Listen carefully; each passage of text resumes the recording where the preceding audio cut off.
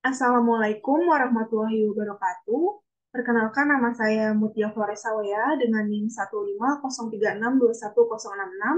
Saya merupakan mahasiswa Universitas Negeri Jakarta, Prodi Pendidikan Teknik Bangunan Angkatan 2021. Di sini saya akan menganalisis model pembelajaran pada KD SMK dan menyusun sintaks pembelajarannya. Ini saya buat untuk memenuhi tugas ujian tengah semester, mata kuliah strategi dan media pembelajaran yang diampu oleh dosen Dr. Rian Arthur MPD. Untuk kompetensi dasar yang saya pilih itu dari SMK Boarding School Brebes. Di sini mata pelajarannya yaitu dasar konstruksi bangunan dan teknik pengukuran tanah. Kelasnya itu kelas 10 semester 1. Alokasi waktunya itu 2 jam pelajaran, yaitu 2 dikali 45 menit. KD-nya itu menerapkan keselamatan dan kesehatan kerja serta lingkungan hidup atau K3LH pada pekerjaan bangunan. Untuk isi materi atau konten dari mata pelajaran ini, mata pelajaran dasar konstruksi bangunan dan teknik pengukuran tanah akan membahas mengenai materi K3LH. Materi K3LH ini mempelajari tentang prosedur keselamatan dan kesehatan kerja serta prosedur menjaga lingkungan hidup atau lingkungan kerja pada pekerjaan konstruksi bangunan. Mulai dari definisi K3LH sendiri, tujuan penerapan K3 di proyek konstruksi, faktor terjadinya kecelakaan, dan pengenalan APD atau alat pelindung diri. Sehingga peserta didik ini diharapkan mampu untuk menjelaskan tujuan dari penerapan K3, menjelaskan faktor yang menimbulkan kecelakaan pada proyek konstruksi, menjelaskan faktor penghambat pelaksanaan K3 pada proyek konstruksi, dan juga menyebutkan dan menjelaskan fungsi dari APD atau alat pelindung diri pada proyek konstruksi. Nah, dari yang telah saya jelaskan ini, menurut saya model yang tepat untuk uh, materi K3LH adalah model pembelajaran Discovery Learning. Model pembelajaran Discovery Learning merupakan salah satu model pembelajaran yang secara aktif melibatkan peserta didik dalam menemukan konsep pembelajarannya sendiri. Sehingga model pembelajaran ini dapat meningkatkan kreativitas berpikir peserta didik dan juga dapat melatih peserta didik untuk berpikir secara kritis. Sehingga pengetahuan yang diperoleh akan tahan lama atau setia di dalam ingatannya. Nah, dalam menemukan konsep pembelajarannya, peserta didik melakukan aktivitas mental yang meliputi menganalisis, mengklasifikasi, membuat dugaan, menarik kesimpulan, menggeneralisasi, dan juga memanipulasi informasi. Nah, pada model discovery learning ini, pendidik tidak secara aktif memberikan materi, melainkan hanya memberikan pertanyaan-pertanyaan terkait materi yang sedang diajarkan. Kemudian, peserta didik harus menemukan, menyelidiki, dan memberikan kesimpulan untuk menjawab pertanyaan dari pendidik tersebut.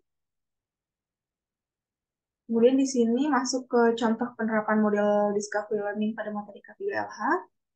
Di sini saya membuat contohnya itu seorang guru memberikan setelah guru memberikan materi K3LH secara umum, guru memberikan ilustrasi kepada siswa yaitu pekerja konstruksi mengalami luka di tangannya karena memegang permukaan kayu yang kasar pada saat memotongnya.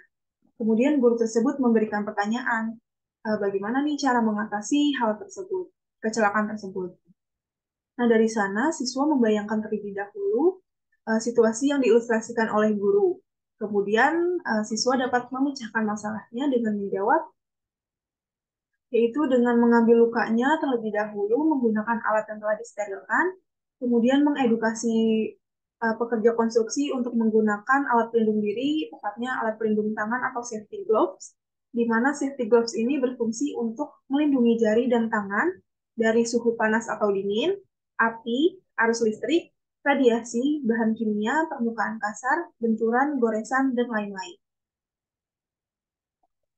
Nah, setelah contoh, kita masuk ke tujuan model pembelajaran Discovery Learning. Yang pertama itu, peserta didik diberikan kesempatan untuk terlibat aktif dalam proses pembelajaran. Yang kedua, peserta didik dilatih untuk berpikir secara sistematis dan ilmiah dalam menyelesaikan suatu permasalahan terkait materi yang diajarkan. Yang ketiga, dapat meningkatkan pola berpikir kritis dan kreatif bagi peserta didik. Nah, untuk model pembelajaran discovery learning ini terbagi menjadi dua, yaitu ada free discovery learning dan guided discovery learning. di mana yang free discovery learning ini yaitu peserta didik harus memiliki kesadaran sendiri terhadap materi yang sedang dipelajari, karena peserta didik tidak diberikan arahan atau petunjuk selama pembelajarannya itu berlangsung. Nah, sedangkan yang guided discovery learning ini, proses pembelajarannya itu tetap mengedepankan aktivitas peserta didik. Namun dalam menemukan pengetahuannya itu melibatkan guru sebagai fasilitator untuk menunjang pelaksanaan pembelajarannya. Nah, dari KD yang telah saya pilih itu menurut saya lebih cocok yang guided discovery learning ini. Kemudian masuk ke penyusunan sintaks pembelajaran. Di sini yang ada kegiatan awal, kegiatan inti, dan kegiatan akhir. Untuk kegiatan awal atau pendahuluan itu selama 15 menit. Itu yang pertama, guru menyiapkan peserta didik untuk memulai proses pembelajaran dengan memimpin doa dan memeriksa kehadiran peserta didik. Kemudian yang kedua, guru menjelaskan tujuan pembelajaran dan kompetensi yang harus dicapai oleh peserta didik. Kemudian yang terakhir, guru memberikan pertanyaan-pertanyaan seputar materi yang akan dibahas. Kemudian untuk kegiatan intinya itu dilakukan selama 60 menit.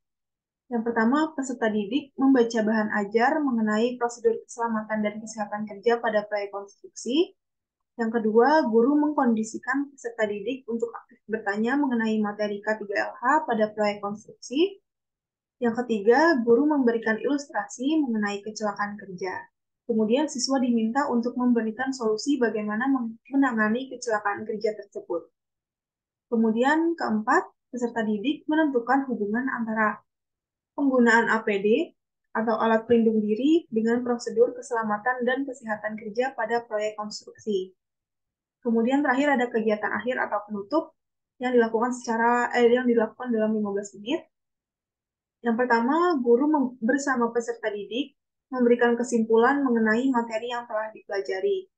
Yang kedua, guru menanyakan peserta didik apa manfaat yang diperoleh setelah mempelajari materi K3LH. Kemudian yang terakhir itu peserta didik diberikan penugasan untuk penguatan penguasaan materinya.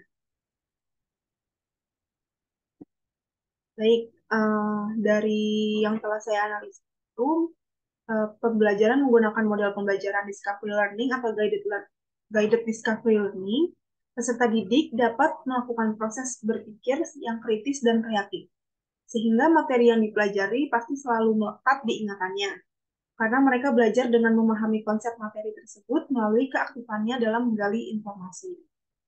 Baik, sekian yang dapat saya sampaikan.